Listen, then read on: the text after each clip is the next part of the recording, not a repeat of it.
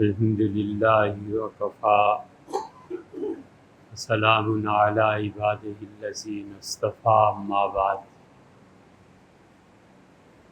اللہ تعالیٰ کی توفیق سے آپ کے ساتھ یہ گفتگو چل رہی تھی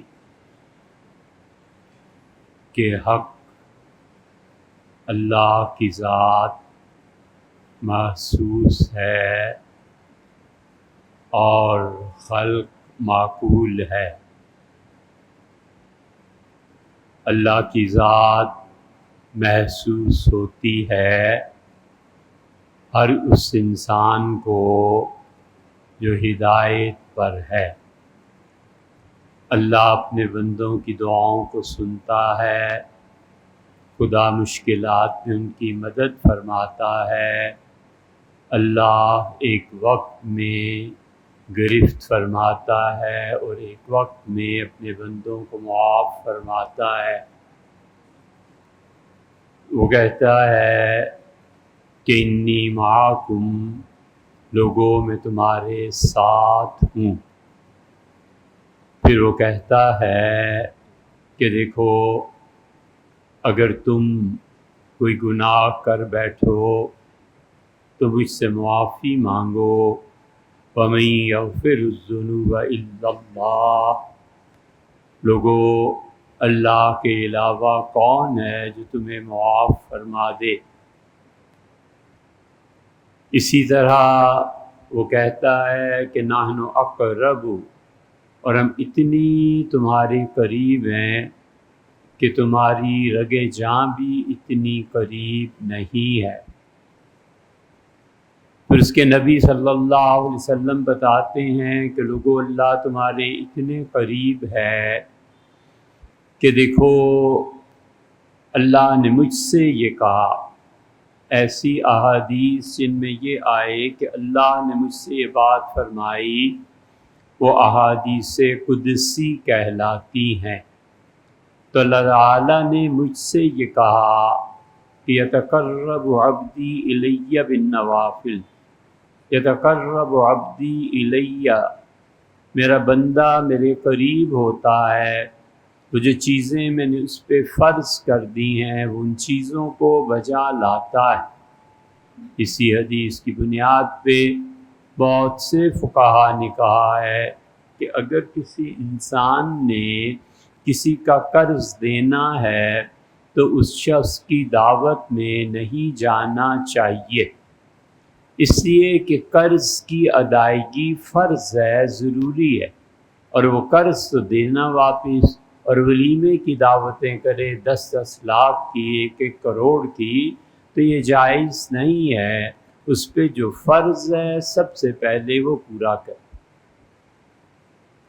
تو میرا بندہ میرے قریب ہوتا ہے ان چیزوں کی ادائیگی سے جو میں نے اس پہ فرض قرار دی۔ اور پھر یتقرب عبدی الی بالنوافل، پھر آہستہ آہستہ دھیرے دھیرے ہوتے ہوتے وہ آدمی نوافل کی طرف آتا ہے۔ یہ فرض تھا زکوٰۃ وہ ادا کر دی، قربانی فرض تھی وہ دے دی، اپنے بچوں اور اپنی اہلیہ کے لیے، ماں باپ کے لیے وہ کر لیا۔ پھر اس کے بعد خیرات کرتا ہے، حتیٰ کنت سمعہ الذی یسمع بی، یہاں تک کہ میں اس کے کان بن جاتا ہوں اور میرے علاوہ کسی سے نہیں سنتا۔ میں اس کی آنکھ بن جاتا ہوں اور وہ میرے علاوہ کسی سے نہیں دیکھتا، اور میں اس کے ٹانگ بن جاتا ہوں اور اس کی پنڈلی بن جاتا ہوں اور وہ میرے علاوہ نہیں چلتا۔ یہاں تک کہ اس حدیث کے آخر پہ آیا ہے کہ حضور صلی اللہ علیہ وسلم نے فرمایا کہ اللہ نے کہا وَلَئِنْ أَعَاذَنِي، مجھے میری قسم ہے میرا ایسا بندہ جو فرض اور نفل اس ترتیب سے پورا کرتا رہے، مجھے اپنی قسم ہے کہ میرا بندہ ہاتھ اٹھائے اور میں اس کی نہ مانوں۔ وَلَئِنِ اسْتَعَاذَنِي، اور مجھ سے پناہ مانگے کسی مکروہ، کسی ناجائز، کسی حرام کام سے، تو میں اسے پناہ نہ دوں، مجھے قسم ہے میں پناہ بھی دوں گا۔ اور مجھے قسم ہے کہ میں اس کی دعا کو قبول بھی کروں۔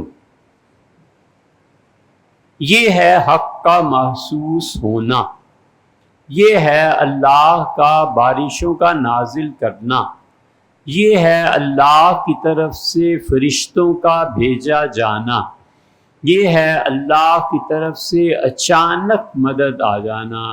جب کوئی شخص اس درجے تک پہنچ جائے کہ اچانک اللہ کی مدد آ جائے، جب اس درجے تک پہنچ جائے کہ جن مشکلات میں گھرا ہوا تھا آہستہ آہستہ غیر متوقع ذرائع سے حل ہونے لگے۔ کوئی توقع ہی نہ ہو کہ مسئلہ اس طرح بھی حل ہو سکتا ہے، اور غیر متوقع ذرائع سے وہ مسئلہ حل ہونے لگے، تو اس آدمی کو سمجھنا چاہیے کہ اب وہ تقویٰ کے مقام پر چلا گیا ہے، اور پہلے چلتا تھا تو اب اڑنے لگ گیا ہے۔ اس شخص کو چاہیے کہ بہت سنبھل کے چلے، کیونکہ اللہ کہتا ہے وَمَن یتق اللہ، اور جو آدمی اللہ کو خوف کھاتا ہے یجعل لہ مخرجا، اللہ اسے مصائب سے نکالنے کے لیے اس کی مدد کرتا ہے، وَیرزقہ من حیث لا یحتسب، اور اللہ اپنے اس بندے کو وہاں سے مشکلات کے حل بتاتا ہے جہاں تک اس کی عقل، اس کے ذرائع نہیں پہنچ سکتے۔ اس لیے سعید بن جبیر رحمۃ اللہ علیہ بڑے درجے کے آدمی تھے۔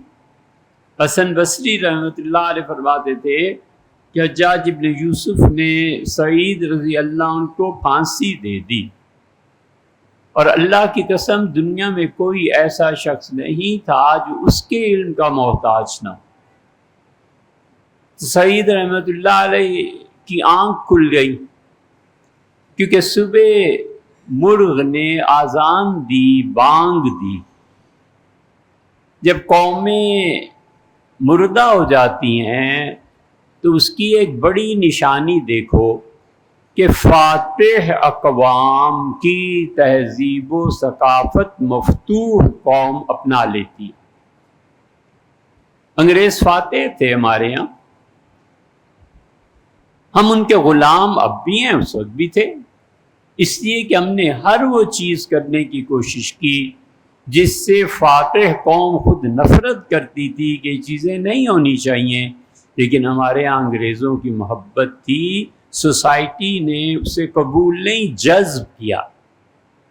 تو جب سوسائٹی جذب کرنے لگے تو یہ وہی ہوتا ہے جہاں فاتح قوم غالب آ جائے، اور مغلوب قوم، مفتوح قوم جن کو فتح کیا گیا تھا وہ اپنے آقاؤں کے رنگ میں ڈھلنے لگیں، غیرت مر جاتی ہے، اور پھر وہ زندگی ہوتی ہے جو مردہ اقوام کی۔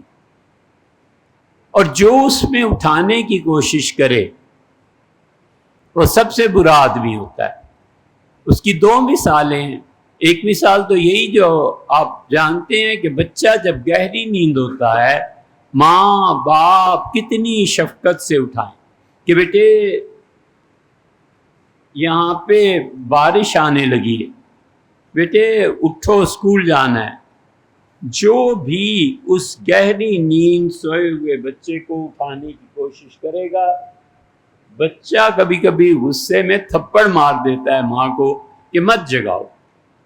اس لیے جو قومیں مردہ اور سوئی ہوئی ہوتی ہیں نا، انہیں جگانے والے لوگ ہمیشہ وہ تان تشنی، غداری، یہ الزام وہ الزام، ایسے ہی ہوتا ہے۔ تو قومیں جب مری ہوئی ہوتی ہے تو جو لوگ انہیں اٹھانا چاہتے ہیں وہ برے قرار پاتے ہیں، اس لیے کہ بچہ یہ گہری نیند سو رہا ہے۔ سعید ابن جبیر رحمۃ اللہ کے ساتھ بھی یہی ہوا یہ کہ سوئے ہوئے تھے اور مرغ نے آذان دی، بانگ دی، تو انہوں نے کہا اللہ تیری زبان بند کرے۔ اگلے دن پھر وہ نہیں بولا، تو ان کی والدہ نے انہیں سمجھایا اور کہا بیٹے اب تم اہل تقویٰ کے مقام تک پہنچ گئے ہو، اللہ تمہاری دعائیں سننے لگا ہے، سوچ سمجھ کے بد دعا دینا کسی۔ یہی ہوتا ہے۔ تو وہ انسان جو اس حد تک پہنچ جائے پہلے وہ چل رہا تھا، گر جاتا، ٹھوکر اور ٹھڈا، کیا ہوا؟ ٹانگ ٹوٹ گئی، کچھ ہو گیا والعیاذ باللہ۔ اور جب وہ اڑنے لگتا ہے نا، اب گرتا ہے تو بس پھر گیا۔ اس لیے اللہ کے قرب کا مقام پانا اتنا مشکل نہیں ہے جتنی اس کی حفاظت کرنا۔ تو اللہ محسوس ہے، اللہ کی ذات، اس کی مدد نازل ہوتی ہے، اور خلق معقول ہے۔ یہ پچھلی مرتبہ ہم بات کر رہے تھے کہ خلق معقول ہے، عقل میں آتا ہے کہ بیج ہے، پانی ہے، موسم ہے، پودا پھوٹے گا، عقل میں آنے والی بات ہے۔ اس کو کس نے بنایا ہے؟ اللہ نے۔ اس ٹیبل کو کس نے بنایا ہے؟ ایک انسان نے، بڑے نے۔ یہ سب چیزیں عقل کی۔ جب مت اوندھی پڑتی ہے، جب عقل جواب دے جاتی ہے تو کہتا ہے خلق محسوس ہے، اللہ محسوس نہیں۔ وہ کہتا ہے خلق محسوس ہے، اس کی خوشامد کروں گا تو کچھ پیسے ملیں گے، اس کی تعریف کے گن گاؤں گا تو تب جا کر رشتہ ہوگا۔ اور رشتہ کس کا ہونا اور نہ ہونا اصل نظر کسی اور چیز پہ ہے کہ لڑکی فلاں خاندان کی، فلاں سیاسی خاندان کی، اور مال اور دولت اللہ تو جانتا ہے نا۔ پھر تم ٹھہرو، اللہ تمہیں بتا دے گا کیا عزت ہوتی۔ اس لیے خلق اس کو محسوس مانتا ہے۔ حق بات کیسے کہہ دوں، سچ کیسے بول دوں؟ سچ کے ساتھ کھڑا نہیں ہوتا، حق کے ساتھ کھڑا نہیں ہوتا، کبھی بھی حق کے ساتھ کھڑا نہیں ہوتا، اور کھڑا ہوتا ہے مخلوق کے ساتھ، کیونکہ مخلوق محسوس ہے۔ تو مخلوق کے ساتھ باطل پہ کھڑا ہونا، جس سے اللہ کا غضب بھڑکتا ہے، اللہ مارتا ہے، اور ایسی مارتا ہے کہ اس کو سمجھ بھی نہیں آتی کہ میں نے کیا کیا۔ کبھی زندگی میں کبھی باطل کی حمایت نہ کرنا، باطل کے ساتھ کبھی کھڑے نہ ہونا، کچھ نہیں کر سکتے تو چپ ہو جاؤ، یہ بھی ایک درجہ ہے۔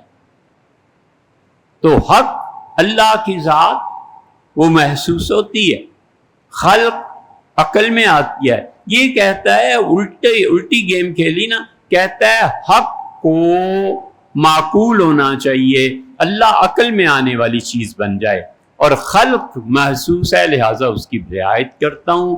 لوگوں کی ناراضگی، لوگوں کی یہ چیزیں اس کو کہتا ہوں۔ اسی لیے یہ جو خلق، اس کو محسوس کرنا، اور سب سے بڑا حجاب اللہ کے اور بندے کے درمیان، سب سے بڑا خدا یہ نفس چاہتا ہے میری تعریف ہو، چاہتا ہے لوگ میری تعریف کریں، چاہتا ہے کہ لوگ مجھے اچھا کہیں۔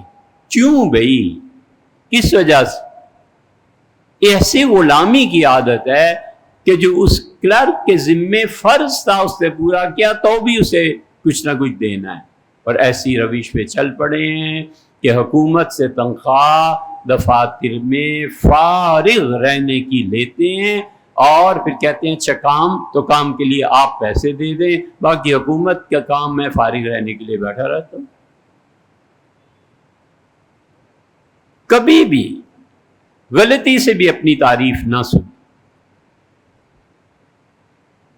غلطی سے بھی اپنی تعریف نہ سن۔ اپنی تعریف سننا، ہمارے حضرت، ہمارے پیر و مرشد حضرت ابو الحسن علی ندوی رحمۃ اللہ علیہ فرماتے تھے کہ جو شخص اپنی تعریف سننے پہ راضی ہو جاتا ہے نا، وہ فرعونیت کی راہ میں پہلا قدم اٹھاتا ہے۔ سمجھے؟ اس لیے کبھی بھی خلق کو محسوس مت جانو، حق کو محسوس جانو، اور خلق کو معقول سمجھو۔ اللہ کی ساری توحید کا عروج اور چوٹی اور بلندی ہے۔